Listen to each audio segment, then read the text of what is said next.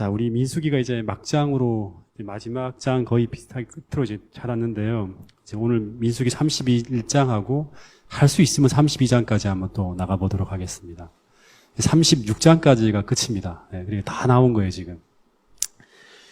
그 민수기 31장, 먼저 1절부터 5절에 보면, 이제 요단강을 건너기 전에 하나님이 하나의 과제를 해결하고 요단강을 건너려고 합니다. 원래는 이제 그냥 가려고 했는데, 그냥 갈 수가 없는 일이 생겨버렸어요. 그래서 하나의 과제를 해결하고 요단강을 건너게 합니다. 그리고 모세도 이것을 해결하고 난 다음에 이제 너희 조상들이 있는 곳으로 돌아가게 된다 그럽니다. 그 하나의 과제가 뭐냐 그러면, 31장 1절부터 5절까지의 말씀을 먼저 한번 읽어보겠습니다. 시작. 여호와께서 모세에게 말씀하여 이르시되 이스라엘 자손의 원수를 미디안에게 갚으라. 그 후에 내가 내 조상에게로 돌아가리라. 모세가 백성에게 말하여 이르되 너와 함께 있는 사람들 가운데서 전쟁에 나갈 사람들을 무장시키고 미디안을 치러 보내어 여호와의 원수를 갚되 이스라엘 모든 지파에게 각 지파에서 1000명씩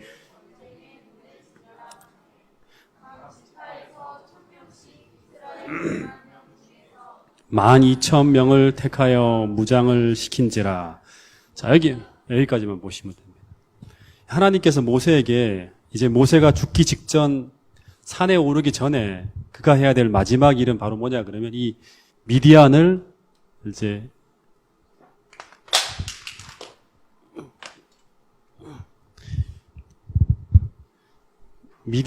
심판하는 거예요.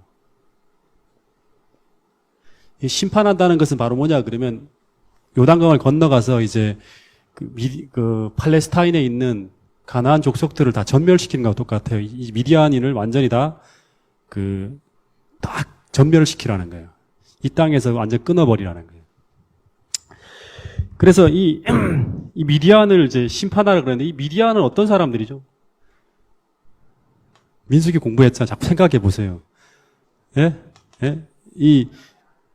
네. 와, 몇 달 전에 공부하셨는데 아주 기억하고 계십니다. 창세기에서. 아브라함의 그 후처, 그드라의 낳은 6명의 아들 중에 한 명이죠. 그죠? 아브라함과 같은 민족이지만 완전히 미디안이 이제 타락해갖고 우리가 지난번에 공부했던 민수기 25장에서 보면 시딤에서 지금 이 장소예요. 그죠? 시딤에서 바로 얼마 전에 부올의 아들 발람의 계획 아래 그 이스라엘 민족들을 완전히 타락시켜갖고 거기서 하나님의 어떤 그런 이스라엘 백성들이 심판을 받으면서 수만 명이 죽어나갔던 그 일을 자행했던 그 민족이 바로 미디안 민족이에요. 그 모압과 동맹을 한 민족이죠. 이 미디안을 심판한다는 말은 모압도 함께 심판당하는 거예요. 예. 발락이 이스라엘을 이제 저주하기 위해서 계속 행했던 그 일들 하나님이 참다가 결국 이스라엘이 당하잖아요. 그죠? 그래서 하나님께서 이제 이 미디안을 심판하기로 계획한 거예요. 가나안과 똑같이 된 거예요. 이 사람들도. 그래서 이제 이 심판하는 일을 하는데 그래서 전투 부대를 꾸려요. 근데 어떻게 꾸리냐 그러면 각 지파에서 몇 명씩 1000명씩 해서 이스라엘 군대가 몇 명이 편성되어지죠? 12,000명. 12지파니까 12,000명이 편성되어집니다. 근데 생각을 해야 돼요. 이 12,000명은. 자, 6절부터 12절까지 먼저 보고 난 다음에 좀 이야기해 봅시다. 6절, 12절. 조금 스피드 있게 나가겠습니다. 자, 이 6절부터 12절은 우리 지은이가 한번 읽어보세요. 모세가 각 지파에 1명씩 싸움에 보내되 제사장 엘르아살의 아들 비느하스에게 성소의 기구와 신호 나팔을 들러서 그들과 함께 전쟁에 보내매 그들이 여호와께서 모세에게 명령하신 대로 미디안을 쳐서 남자를 다 죽였고 그 죽인 자 외에 미디안의 5왕을 죽였으니 미디안의 왕들은 에위와 레겜과 수루와 호루와 레바이며 또 부올의 아들 발람을 칼로 죽였더라. 이스라엘 자손이 미디안의 부녀들과 그들의 아이들을 사로잡고 그들의 가축과 양떼와 재물을 다 탈취하고 그들이 거처하는 성읍과 촌락을 다 불사르고 탈취한 것, 노략한 것, 사람과 짐승을 다 빼앗습니다. 예. 그 전쟁에 나가서 승리하게 되는데 그 전쟁터에 나가는 군대는 12,000명이에요. 그죠? 근데 이 전쟁에 나갈 때 12,000명만 나가는 게 아니라 뭐를 어떻게 내보내죠? 먼저 전쟁에 최선봉에 서서 나갈 사람이 한 사람 선정이 돼요. 누구냐 그러면 신임 대제사장이 누구죠? 신임 대제사장. 예. 아론이 죽고 난 다음에 대제사장이 아론의 아들이었던 엘르아살이에요. 그죠? 근데 엘르아살이 안 나가죠. 엘르아살이 안 나가고 누가 나갑니까? 엘르아살의 아들이었던 비느하스가 나갑니다. 엘르아살은 대제사장인데 대제사장이 전쟁터에 나가면 시체를 만지거나 이러면 더럽혀져요. 그러면 대제사장이 더럽혀지면 안 돼요. 부정하게 되면. 절대 안 됩니다. 그래서 대제사장이 안 나가고 누가 나가냐 그러면 엘르아살의 아들이었던 그 비느하스가 나갑니다. 그리고 비느하스를 보내는데 비느하스가 뭘 가져가냐 그러면 먼저 대제사장의 아들인 비느하스가 나가고 비느하스가 뭐를 들고 나가냐 그러면 처음에는 나팔 또 하나가 들고 나가죠. 또 성소의 기구가 나갑니다. 성소의 기구란 말은 어떤 번역에 보면 법궤예요. 법궤를 함께 나가는 거예요. 여러분 이스라엘의 총 전투병력이 몇 명입니까? 총 전투병력. 원래 25세 이상 전쟁에 나갈 수 있는 사람들이 몇 명이죠? 예? 채했잖아요. 60만 명이잖아요. 60만 명. 근데 60만 명 중에서 12,000명만 뽑아내 보내는 거예요. 근데 실제로 미디안은 얼마나 될까요? 미디안 병력은? 우리가 사사기를 보면 기드온의 전쟁 때 미디안이 얼마나 쳐들어오죠? 18만 명이 쳐들어옵니다. 그러니까 이 미디안의 어떤 군대는 상상할 수 없을 만큼 굉장히 많은 어떤 그런 병력으로 무장된 나라가 바로 이제 이 미디안이에요. 근데 60만 명을 다 보내면 되잖아요. 근데 왜 그렇게 하지 않고 12,000명만 보낼까? 잘 이해할 수 없죠. 예. 그리고 그러니까 어떻게 보면 최정예 부대가 나가는 거예요. 그죠? 그 기드온과 300처럼. 그리고 이 전투를 지휘할 지휘관으로 제사장 비느하스를 이제 보내는데, 근데 이 나팔이 의미하는 게 뭔지 아십니까? 나팔을 왜 들고 나가죠? 자, 민수기 10장 8절 9절 보세요. 자, 뒤에 히터 하나 키세요. 히터 하나 키세요. 8절 9절. 8절 9절 우리 김문우 집사님 한번 읽어보세요.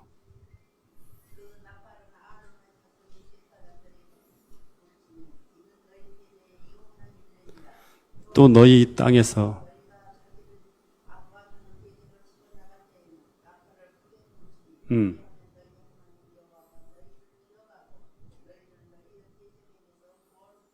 네, 그 나팔을 왜 들고 나가냐 그러면 아론의 자손인 제사장들이 불어요. 제사장 누구예요? 비느하스가 부는 거죠. 그죠? 제사장들이 불지니 이는 너희 대대 영원한 율례예요. 그러니까 법칙이에요. 전쟁에 나갈 땐 반드시 나팔을 불어야 돼요. 근데 이 나팔을 부는 의미는 뭐냐 그러면 너희 땅에서 너희가 자기를 압박하는 대적을 치러 나갈 때에는 나팔을 크게 불지니 그리하면 여호와가 너희를 어떻게 하고 기억하고 너희를 너희 대적에게서 구원하시리라는 거예요. 그래서 이 나팔을 앞세우고 나가는 것은 하나님 우리를 기억해 주시고 우리와 함께 이 전쟁터에 나가달라는 하나의 신호기예요. 그래서 이스라엘 백성들은 하나님께서 함께 나가신다는 것을 생각하는 거예요. 나팔을 불면서. 그리고 이 성소의 법궤를 앞세우고 나팔을 들고 나간다는 것은 이 전체는 뭐를 의미하나 그러면 이거는 12,000명이 나간다. 전부 다 뭐냐 그러면 이 전쟁이 누구의 전쟁이다? 여호와의 전쟁이라는 거예요.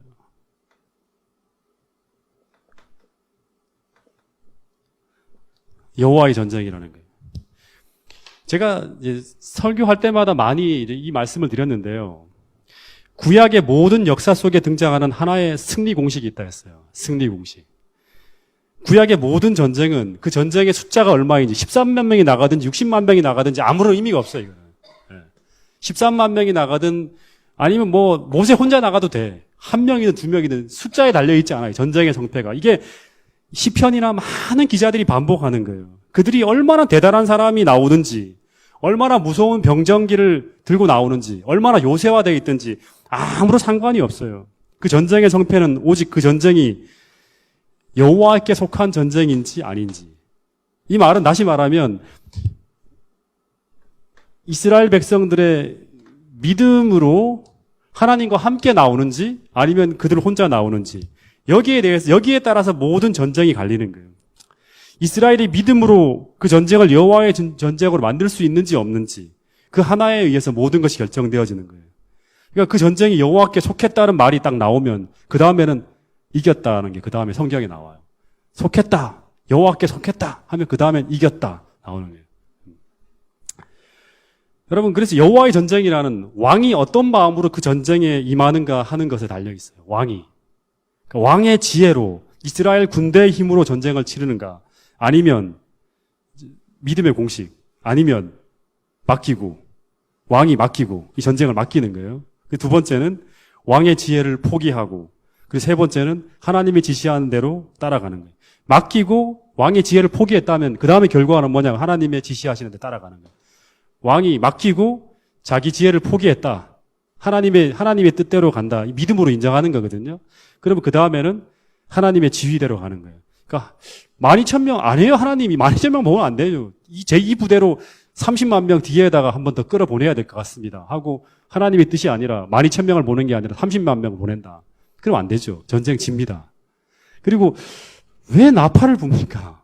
예? 다 알려주게 사람들 앞에. 조용하게 기습합시다. 이렇게 하면 안 되는 거예요. 다 왕의 지혜가 아니라 지도자의 지혜가 아니라 하나님의 뜻을 따라 나가는 거예요. 여호와의 전쟁이 됐을 때 전쟁이 승리하는 거예요. 여러분, 그래서 이 믿음의 공식대로 모세와 이스라엘 백성들이 이제 자신의 지혜를 포기하고 이 개미떼 같은 미디안 군대 앞에 단 12,000명만을 딱 편성해서 법궤를 앞세우고 하나님의 임재죠, 그죠? 나팔을 불며 그 전쟁을 여호와의 전쟁으로 치렀을 때 7절에 보면 왕들이 다 죽어나가요. 미디안의 왕들이. 다, 이름이 다 기록된다는 것은 뭐냐? 역사 속에 있었던 거예요. 그 왕들이 다섯 왕이 죽었다 하지 않고 이 왕의 이름, 죽은 이 왕들의 이름을 다 기록하는 거예요. 전쟁에 실제 벌어졌다는 거예요. 그리고, 완전히 압승을 합니다. 그리고 이제 또 하나 재미있는 게 뭐냐 그러면 그 8절에 보면 이 미디안이 공격을 당할 때 누가 잡혀오냐 그러면 시팀에서 이스라엘 백성들의 타락에 결정적으로 기여했던 한 인물 누가 잡혀오죠? 발람이 나옵니다. 발람이 끌려 나와 죽임을 당했다 그럽니다. 여러분 한번 생각해 보세요. 이제 발람에 대한 마지막 이야기입니다. 여러분 시팀에서 이 발람이 이스라엘 백성들이 타락해서 수만 명이 하나님의 저주로 죽어나가는 일이 벌어졌을 때 이 일을 보며 발람이 어떤 마음을 가졌을까요? 어떤 일이 벌어졌을까요? 짧은 기간 동안. 이스라엘 백성들이 한 수만 명이 이 저주로 말미암아 죽었어요. 다시 말하면 발람의 깨가 통한 거죠. 성공한 거예요. 아마 이 일을 보면서 발람은 너무너무 행복했을 것이고 발락은 이 일을 보면서 발람에게 어떻게 했을까요? 큰 포상을 줬겠죠. 어마어마한 어떤 그런 포상을 아마 줬을 거예요. 그리고 아마 모압에서 최고의 영웅은 아마 발람이 됐을 거예요. 모압의 최고의 영웅이. 그리고 발람이 진짜 원했던 대로 어마어마한 돈과 그리고 가장 화려한 집을 아마 짓고 그 모압 평지에서 아마 떵떵거리며 살았을지 몰라요. 여러분, 그러니까 신앙과 선지자의 어떤 직분을 포기하고 그걸 팔아서 세상의 쾌락과 부귀와 영화를 사려 했는데 결국 그것을 얻었어요. 네. 근데 제가 얘기했지만 이 발람이 어떻게 해서 얻었죠? 네. 하나님의 어떤 공식대로 했을 거예요. 공식대로 했잖아요. 하나님 말씀대로 이렇게 딱 했더니 하나님 말씀대로 이스라엘 백성들이 타락한 거예요. 그리고 하나님 말씀대로 이루어지는 걸 보는 거예요. 그러니까 하나님을 떠난 이 대가가 언젠간 지불되어져야 할 것이란 두려움 속에서 하루하루를 보냈을 거예요. 그리고 지금 이 떵떵거리는 집과 그 다음에 이 화려한 어떤 그런 이 모든 것들이 이 땅에서 뿐이라는 걸 알았을 거예요. 예. 근데 여러분, 우리가 이 땅에서 그런 걸 뿐이라는 걸 알지만 많은 신앙인들이 따라간다는 거예요. 신앙을 잠시 유보하고 따라간다는 거예요. 참 이게 무서운 거예요. 예. 모든 사람들이 다 이런 발람의 길을 따라가요. 내가 잠깐 신앙을 떠나서 이걸 얻기 위해서 잠깐 신앙을 유보하는 거예요. 그 따라가는 거예요. 근데 여러분, 그리고 아마 발람은요, 이 신앙을 팔아 얻은 이 부귀 영화를 그는 이 땅에 사는 동안 오래오래 누리고 싶었을 거예요. 근데 얼마나 짧은 시간 동안 누렸을까요? 지금 짧아도 너무 짧은 거예요, 지금. 시딤에서 이런 일을 저지르고 난 다음에 잠시 얻었는데 금방 끝나버린 거예요. 여러분, 아마 발람은요, 이스라엘을 타락시키고 난 다음에 이스라엘이 완전히 무너져갖고 정말 크게 어떤 그런 어려움을 겪을 줄 알았어요. 근데 이스라엘이 바로 회개하면서 다시금 전열을 정비합니다. 그런 다음에 발람의 생각에는 이들이 요단강을 먼저 건너가고 난 다음에 다시 올 줄 알았을 거예요.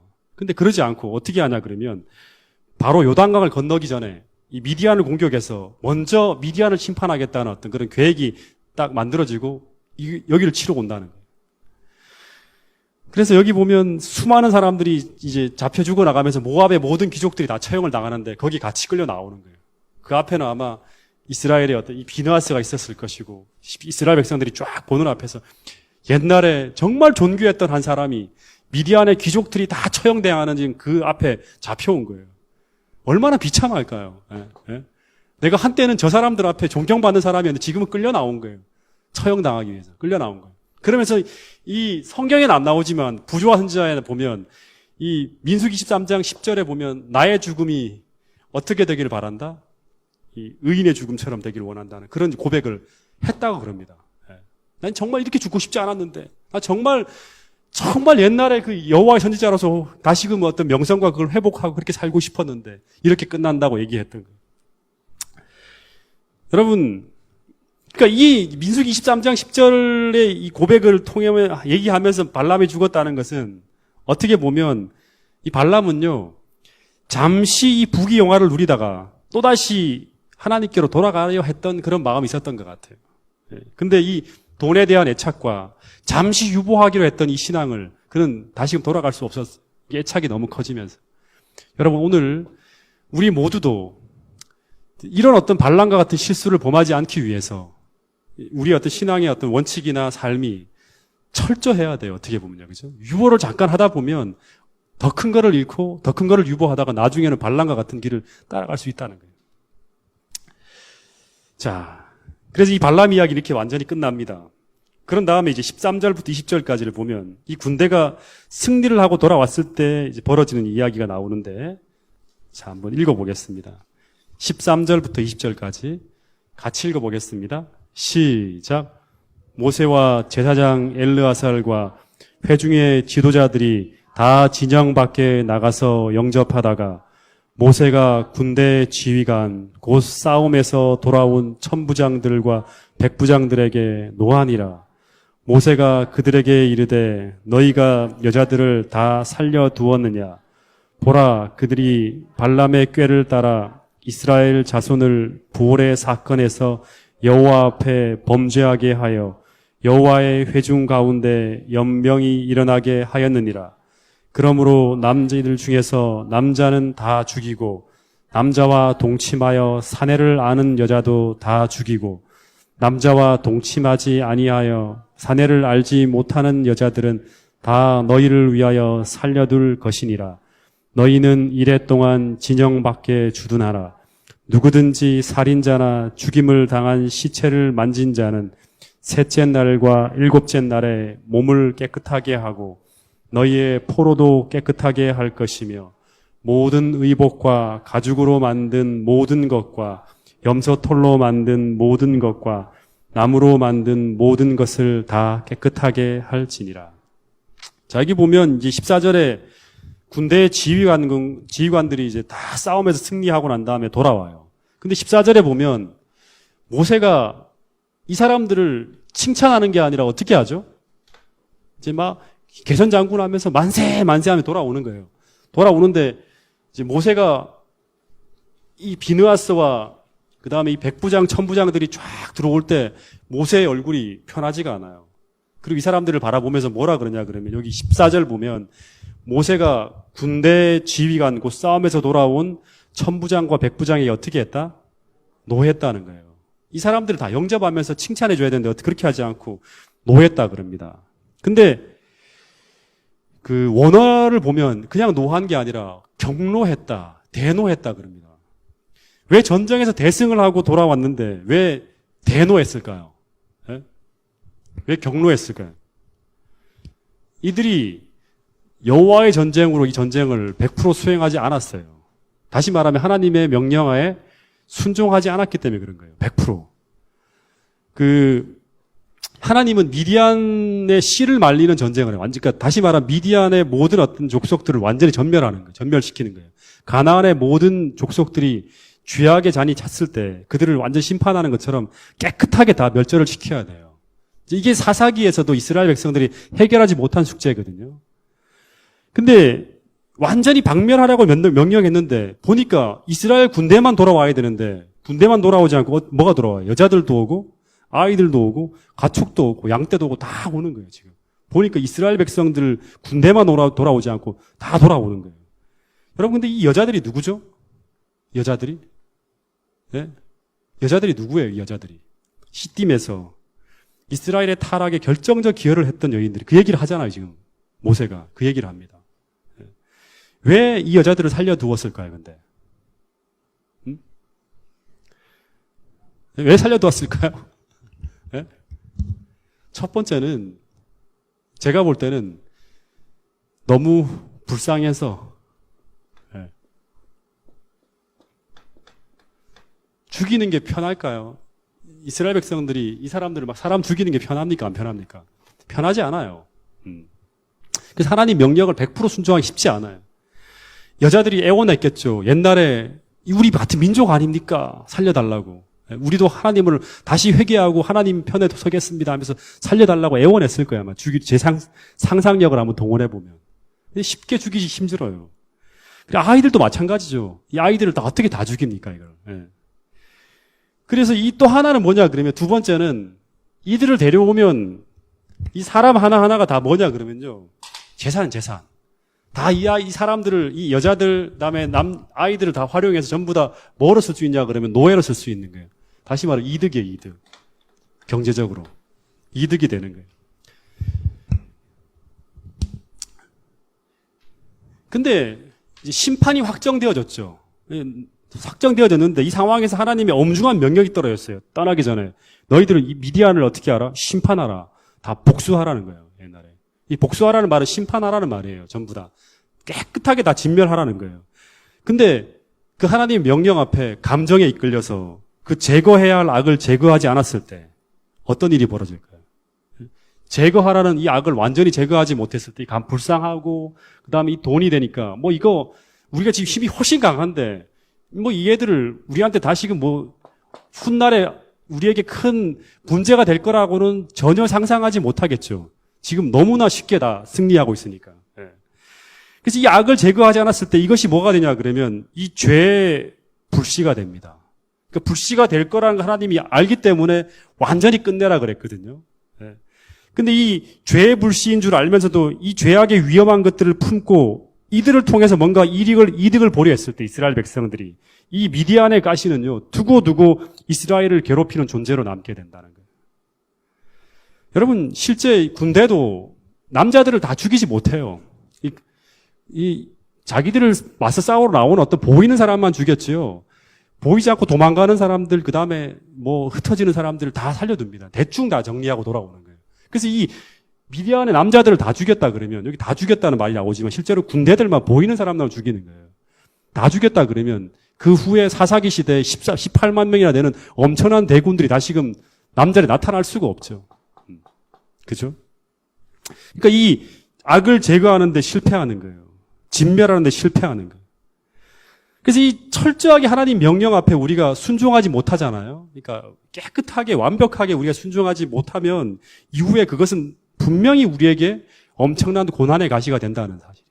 이게 역사를 통해서 우리에게 설명하는 거예요. 오늘 우리가 제거해야 될 악들이 있잖아요. 우리 삶 속에. 완전히 거부해야 되고 끊어내야 될 어떤 죄악들이 있잖아요. 그죠? 그걸 우리가 정리하지 못하면 계속 하나님 말씀하시거든요. 우리한테. 그걸 해결해야 한다고. 깨끗하게 끝내야 된다고. 우리에게 계속 말씀하시고 계시지만 오늘 우리가 그것을 어떤 마음의 감정에서 감정의 어떤 불편함 때문에 또는 어떤 우리 삶에 그것을 제거했을 때 세상적인 어떤 손해가 생길 것 같아서 우리가 그것을 거부하지 못하고 끝내지 못한다 그러면 분명히 그것은 이후에 지금은 우리가 뭔가 어떤 그런 여러 가지 상황 때문에 그것이 힘을 발휘하지 못한다 하더라도 그 남겨진 죄악은 분명히 우리에게 돌이킬 수 없는 큰 어떤 그런 가시와 문제와 독이 되어서 다시금 우리를 위협하는 그런 세력으로 커갈 수 있다는 거예요. 이 히브리 12장 15절 한번 보세요.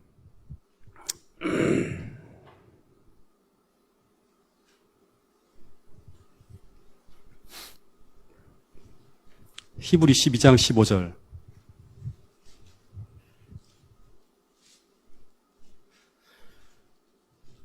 읽어보겠습니다. 시작. 너희는 하나님의 은혜에 이르르지 못하는 자가 없도록 하고 또 쓴뿌리가 나서 괴롭게 하여 많은 사람이 이로 말미암아 더럽게 되지 않게 하며 하나님의 은혜에 이르지 못하는 자가 없도록 하기 위해서 이 쓴뿌리가 나지 못하도록 해야 돼요. 쓴뿌리가. 많은 사람들이 이 쓴뿌리로 말미암아 더럽게 된다 그럽니다. 이 쓴뿌리가 뭐냐 그러면 이거는 이제 구약적 배경이 있는 단어예요. 신명기 29장 14절 18절 보세요. 신명기 29장 또 펴보세요. 이 쓴뿌리는 완전히 뿌리채 제거되지 않은 악이에요. 쓴뿌리는. 이것이 이스라엘 백성들을 많은 사람들을 더럽게 만든다는 거예요. 신명기 29장 14절 18절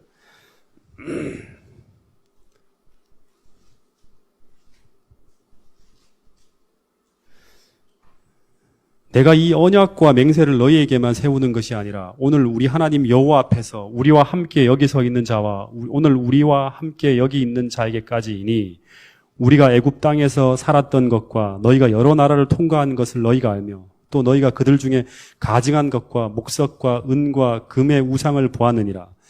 너희 중에 남자나 여자나 가족이나 집하나 오늘 그 마음이 우리 하나님 여호와를 떠나서 그 모든 민족들에게 가서 섬길까 염려하며 그 독초와 쑥의 뿌리가 너희 중에서 생겨서라는 말이 나와요.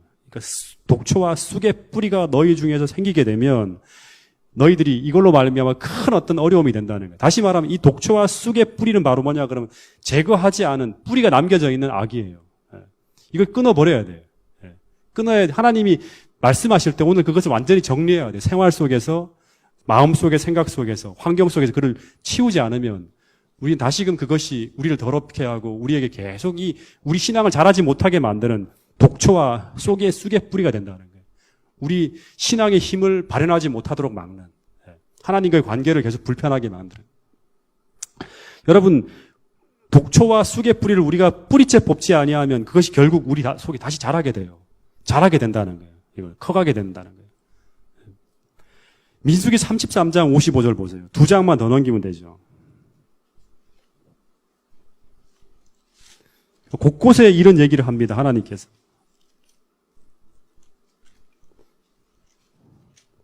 55절, 56절 보면 너희가 만일 같이 읽겠습니다. 시작. 너희가 만일 그 땅의 원주민을 너희 앞에서 몰아내지 아니하면 원주민이 누구죠? 미디안이나 가나안 족속들이에요. 이 땅의 원주민을 너희 앞에서 몰아내지 아니하면 다시 말하면 이 악을 너희 앞에서 완전히 생활 속에서 삶 속에 생각 속에서 완전히 몰아내지 아니하면 너희가 남겨둔 자들이 너희 눈에 뭐가? 가시와 너희 옆구리에 찌르는 것이 되어 너희를 눈에 가시면 당시 불편한 정도지만 옆구리를 찌른다는 건 생명을 위협하는 거예요. 우리 신앙의 영생을 위협하는 것이 될 수 있다는 거예요. 너희가 거주하는 땅에서 너희를 괴롭게 할 것이요. 나는 그들에게 행하기로 생각한 것을 어떻게 행한다? 하나님이 원래는 미디안과 가나안 족속들을 하나님께서 진멸을 시키려 하는데 도리어 누구에게 행하겠다? 그들에게 행하기로 한 것을 너희에게 행하겠다는 거예요. 하나님께서. 이렇게 되는 일이 벌어질 수 있다는 거예요. 작게 생각하는 죄악들, 가볍게 생각하는 죄악들, 이 모든 것이 우리에게 큰 문제를 일으킬 수 있다는 거예요. 여러분, 우리 눈에 보기에는 감정적으로 그것을 참 해결하기에 불편한 것처럼 보인다 할지라도 또는 그것을 제거했을 때 우리에게 큰 손해가 나는 것처럼 보인다 할지라도 하나님께서 제거하라는 그 악이라 분명하다 그러면 여러분 그것을 깨끗하게 정리할 수 있는 여러분과 제가 될 수 있기를 간절히 바라겠습니다. 그것이 이스라엘로 하여금 번영하게 만들고 하나님의 은혜가 쏟아지게 만드는 거예요. 그걸 해결하지 못함으로 말미암아 하나님께서 우리에게 주시고자 하는 능력들이 사라지게 만드는 것이 바로 이 악의 뿌리라는 거예요. 그래서 이스라엘 백성들이 이제 큰 승리의 결과에 도취되어 갖고 또 인간적 만족감 때문에 약자에게 대한 어떤 저급한 동정심으로 결국 이 죄악을 남겨두는 실수를 범하고 돌아옵니다. 그래서 이게 아무튼 역사 속에서 계속 문제를 일으킵니다. 근데 그래서 모세가 이제 데리고 왔잖아요. 데리고 왔는데 이제 어떻게 하냐 그러면 이제 처리를 해야 돼요. 근데 어떻게 처리하냐 그러면 남자아이들은 어떻게 하면 다 죽입니다. 남자아이들은 다 죽이라고 해요. 그러니까 이 미디안의 씨를 말리는 거예요. 남자들은 다 죽입니다. 결국 이 아이들을 통해 다시 미디안 족속이 만들어지니까 다 죽입니다. 그리고 여자 중에서는 사내를 안 여자들, 다시 말하면 이 사내를 안 여자라는 것은 음란한 우상숭배에 연루된 여자들이에요. 그 당시 미디안의 여자들은 우리가 지난번에 본 것처럼 완전히 미디안의 제의 자체가 음란하고 타락한 거기 때문에 모든 여자들은 다 우상숭배와 같이 연관된 그런 여자들이에요. 이 여자들은 다 죽입니다. 연루된 사람들은. 왜냐 그러면 그런 어떤 것들이 완전히 양심에 화인 맞았기 때문에 그들을 살려두면 이스라엘 남자들이 똑같이 또 타락하게 되기 때문에. 그리고 살아난 사람은 누구냐 그러면 남자를 알지 않은 어린 소녀들만 다 살아남아요. 얘들은 이제 다 지금 이스라엘 백성들이 편입시켜줘요. 모세가. 근데 어떻게 보면 이 명령을 제가 읽으면서요. 너무 냉정하고 너무 단호해. 그러니까 모세가 이전에 우리에게 보여줬던 그런 어떤 자비심이라는 건 전혀 없는 것처럼 보입니다. 어떻게 이 아이들을 불쌍해서 못 죽이겠는데 다 죽이라 그럴까? 그렇지 않습니까? 그죠? 굉장히 냉정하고 굉장히 단호해 보이는 이 모습 속에서도 우리가 뭐를 봐야 되냐 그러면 교훈을 봐야 돼요. 교훈을 발견해요. 이 모습을 통해서 하나님께서 우리에게 보여주고자 하는 게 뭘까 생각해야 되거든요. 여러분, 여기서 우리가 발견해야 될 교훈은 뭐냐 그러면 모든 그리스도인은 죄와는 어떤 타협도 있어서는 안 된다는 거예요. 죄와는. 아시겠습니까? 악과는 일말의 어떤 우리의 그 마음에 그걸 둬서는 안 돼요. 감정적으로 처리해서는 안 돼요, 우리가. 죄의 문제에서 우리 해결할 때는 단호해야 돼요. 심지어는 엘렌 화이트 목숨까지 걸어야 한다고 하잖아요. 어느 순간에가. 그리스도에게 치욕을 돌리기보다는 차라리 생명을 내던지는 그런 자세로 오늘날 청년들이 임해야 된다는 청년에게 보내는 기별에 나오는 얘기예요. 여러분 그 부분을 제가 읽을 때 오늘 저는 이 말씀을 같이 연관시킬 수 있는 거 아시겠습니까? 네. 그래서 이 죄를 처리함에 있어서는 신속하고 단호하고 과감해야 돼요. 얼마나 아까울까. 진짜 이거는 정말 어떻게 보면 감정적으로 해결하기 힘들어. 그런 부분들을 우리가 사람을 사랑할 때는 우리가 이런 부분을 하지만 이건 죄거든요. 이 사람들은 전부 다 지금. 하나님의 심판에 연루된 사람들이고 우리의 감정을 이용해서 죄가 존속하려고 하는 거예요. 우리 속에 들어와 기생하려고 하는 거예요. 예, 그렇기 때문에 하나님께서 여기는 불쌍함을 둬서는 안 돼요. 공의대로 끝내야 되는 거예요. 다. 그래서 우리가 죄 앞에서 단호하지 못하고 죄와 사람을 살아가는 것을 우리가 구분하지 못하게 될 때, 그 죄 앞에 단호하지 못하고 민기적거리거나 우유부단하게 처리하거나 하여서 우리가 그것을 품고 나가게 될 때 그 죄악은 반드시 우리 삶에 문제를 일으킵니다. 그게 이스라엘의 역사예요. 그래서 이 포로 중에 생존한 자들을 내고 다 죽는 거 이걸 보고 이제 이스라엘 백성들은 생각을 했겠죠. 그리고 19절부터 이제 나오는 24절까지의 내용은 이제 이스라엘 백성들이 바로 들어오지 않아요. 밖에서 주둔시킵니다. 주둔시키고 그다음에 병장기부터 시작해서 모든 사람들이 다 일주일 동안 정결의 예식을 치르면서 돌아와요. 어떻게 보면 불로 지나가게 하고 막 이렇게 하면 지나가는데 전부 다 뭐냐 그러면 이 의식은 왜 이렇게 할까? 이제 책 주석을 읽어봤는데 전염병 예방. 그러니까 사람들이 수많이 죽어나갔잖아요. 그죠? 그래서 전염병 예방이라든가 이런 깨끗하게 하는 어떤 예식을 통해서 다 들어오게 만드는 거예요. 그러니까 제가 이런 걸 읽으면서도 어떤 생각이 드냐 그러면 하나님은 굉장히 엄격하고 우리의 마음을 이렇게 이제 처리하는 부분에서도 굉장히 엄격하고 어떤 하나의 세균이나 바이러스나 이런 독소들이 우리 마음속에 들어오지 못하도록 하는 동시에 우리가 또 환경적으로도 마찬가지예요. 당신의 백성들을 보호하는 거예요. 이런 전염병들이 진 안으로 들어오지 못하도록 육신과 마음 전부 다 하나님이 다 정결하게 하는 이런 예식들을 치르고 다시 진영 안에 편입되도록 만드는 거예요. 단계적으로 두고. 여러분 이런 하나님의 섬세하신 어떤 보호하시는 모습들을 보면서 우리가 그 방법대로 하나도 우리가 간과하지 않고 그 하나님이 주시는 것들은 우리에게 최선의 유익임을 알고 그 방법대로 따라 살기로 결심하는 여러분과 저가 될 수 있기를 간절히 바라겠습니다. 그 다음에 이제 31장 25절부터 54절까지의 내용인데 이걸 한번 쭉 읽으면서 나갈게요. 이제 뭐냐 그러면 전리품을 분배하는 내용이에요. 오늘 아마 31장까지 밖에 못할 것 같습니다. 자, 여호와께서 모세에게 말씀하여 이르시되 너는 제사장 엘르아살과 회중의 수령들과 더불어 이 사로잡은 사람들과 짐승들을 계수하고 그 얻은 물건을 반분하여 그 절반은 전쟁에 나갔던 군인들에게 주고 절반은 회중에게 주고, 이 전쟁에 참여하지 않은 사람들도 함께 전리품을 배분하죠. 12,000명만 다 이 전리품들을 얻는 게 아니라 그것들은 다 나누어지는 거예요. 전쟁에 참여하지 않은 사람도 기도로 돕고, 그죠? 함께 그 싸움을 위해서 같이 이렇게 물신양면으로 도왔잖아요. 그죠? 함께 다 배분하는 거예요. 28절. 전쟁에 나갔던 군인들은 사람이나 소나 낙이나 양떼 500분의 1을 여호와께 드릴지니라. 여러분, 여호와께 드린다는 건 뭐예요? 500분의 1은 또 뭐예요? 예? 여호와께 드린다. 다시 말해 전쟁에서 승리를 만들어 주신 분이 누구예요? 예, 하나님이죠. 이거는 분명히 받죠, 이스라엘 백성들. 그래서 500분의 1을 하나님께 감사하는 제물로 바치라는 거예요. 그 전쟁에 나갔던 사람들이 이제 절반을 받았잖아요. 절반을 받았는데 그 중에서는 얼마? 전리품 중에 500분의 1을 여호와께 드린다. 여호와께 드린다는 건 누가 받는 거예요? 대제사장이 받는 거예요. 레위인들이 받는 게 아니에요. 여호와께 받는다는 건 우리 거제 드릴 때 보면 전부 다 제사장들이 받는 거예요. 그 다음에 이제 그래서 곧 이를 그들의 절반에서 가져다가 여호와께 거제로 제사장 엘르아살에게 줍니다. 그러니까 여호와께 드린다고 하고 엘르아살에게 주는 거예요. 그리고 또 이스라엘 자손이 받은 전쟁에 나가지 않은 사람이죠, 그죠? 그 절반에서는 사람이나 소나 낙이나 양떼나 각종 짐승의 얼마를 50분의 1을 가져다가 이스라엘 백성들은 많이 받았잖아요, 그죠? 그래서 그 많은 사람들이 받았는데 그거 중에 50분의 1을 여호와의 성막을 맡은 누구? 레위인들에게 주라. 이 전쟁에 참여하지 않은 일반 백성들의 50분의 1을 레위인들에게 성막 주위에 일하는 사람들에게 드리도록 하는 거예요. 그래서 대분했어요. 31절 자부터 좀 읽어보겠습니다. 계속 읽어보겠습니다. 시작. 모세와 제사장 엘르아살이 여호와께서 모세에게 명령하신 대로 하니라.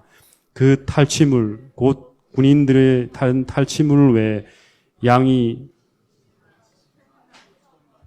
엄청나죠. 탈취물이 양들이 막 어마어마하게 많은 양들이 들어오는 거예요. 그렇죠? 그리고 소가 72,000마리요. 그러니까 그 미디안 전체에 있던 사람 다 도망가고 다 잡아 끌어온 거예요, 전부 다. 나귀가 61,000마리요. 그 다음에 사람은 살아남은 사람이 남자와 동침하지 않은 사내를 알지 못하는 여자만 살아남았어요. 그죠? 그 사람이 몇 명이다? 32,000명. 어마어마하죠. 여자들이. 그러니까 굉장히 많은 사람들이 온 거예요. 그 절반 곧 전쟁에 나갔던 자들의 소유의 양이 33만 7,500마리라. 어우. 여호와께 곡물로 드린 양이 675요. 소가 6,000마리라. 36,000마리라. 그 중에서 여호와께 곡물로 드린 것이 70마리요. 나귀가 35,000마리라. 그 중에서 여호와께 곡물로 드린 것이 61마리라. 철저해요, 철저해. 딱딱 계산해서 나가는 거예요. 사람이 16,000이라. 그 중에서 여호와께 곡물로 드린 자가 32명이니 여호와께 거제 곡물로 드린 것을 모세가 제사장 엘르아살에게 주었으니 여호와께서 모세에게 명령하신 것 같았더라. 모세가 전쟁에 나갔던 자에게 나누어 이스라엘 자손에게 준 절반, 곧 회중의 절반 받은 절반은 양이 33만 7,500마리요, 소가 36,000마리요, 나귀가 35,000마리요, 사람이 16,000명이라. 47절부터 49절까지 읽어보겠습니다. 시작.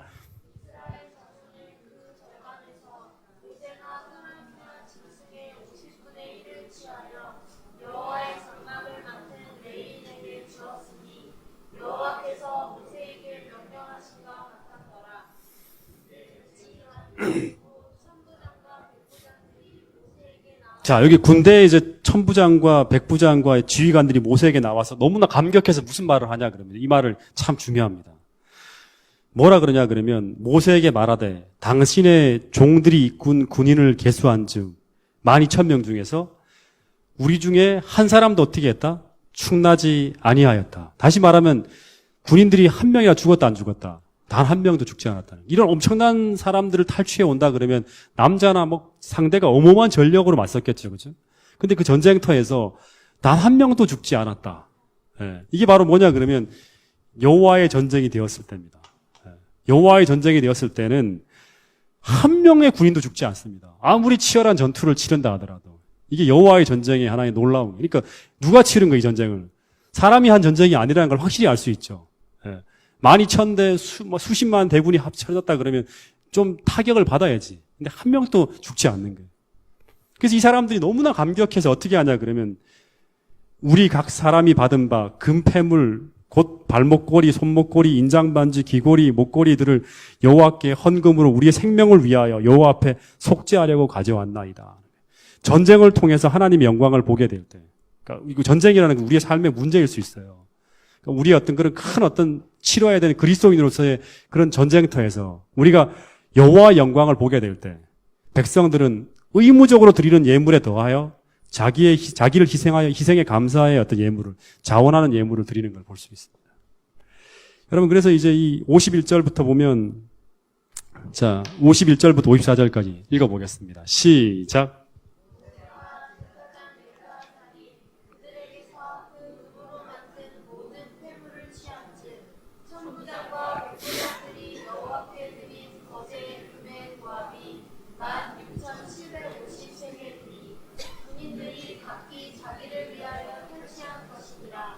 모세와 제사장 엘르아살이 천부장과 백부장들에게서 금을 취하여 회막에 들여 여호와 앞에서 이스라엘 자손의 기념을 삼았더라. 네, 자 여기서 우리가 오늘 두 가지만 정리하고 넘어가겠습니다. 첫 번째는 미디안을 치는 이 전쟁은 심판이 하나님의 심판이라 했어요. 그죠? 다시 말하면 이거는 죄와 악을 진멸하는 거예요.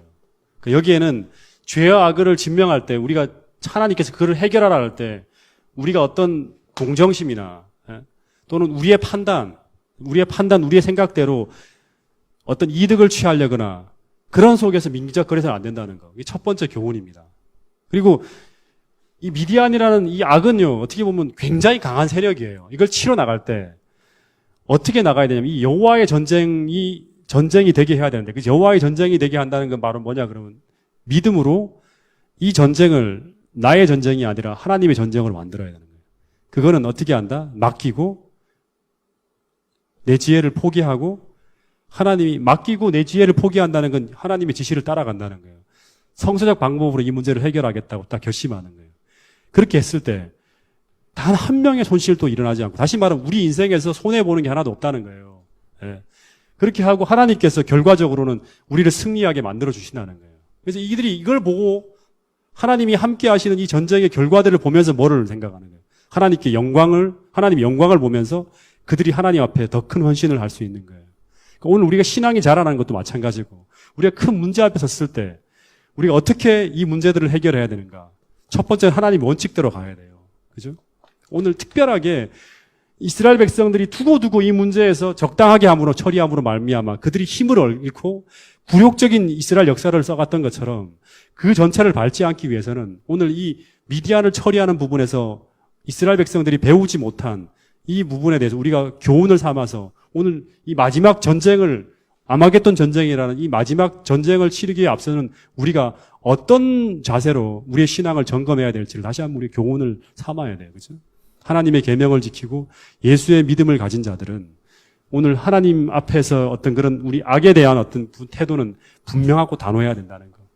다시 한번 이 부분을 우리의 교훈을 삼고 우리가 민수기를 잘 배우면서 이 마지막 시대를 살아가는 우리들의 모습 가운데 능력 있는 그리스도인이 되기 위해서 우리의 삶을 다시 한번 점검할 수 있는 여러분과 저가 될 수 있기를 간절히 바라겠습니다.